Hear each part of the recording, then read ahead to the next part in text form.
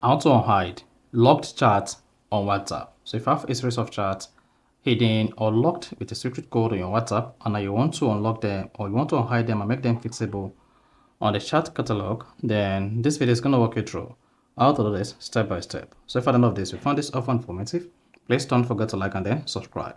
Now, to unlock or hide locked chats on your WhatsApp, all you just need to do is go ahead and open the WhatsApp application, click on the settings icon at the bottom right.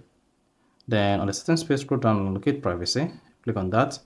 Now, once you selected privacy, scroll down the privacy page and locate chat lock. Go ahead and click on that. Then once you click on chat lock, then you should say chat lock, keep your chat locked and hidden.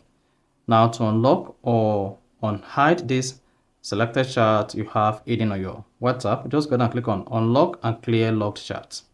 You're gonna see what that says. Locked chat will be cleared and unlocked.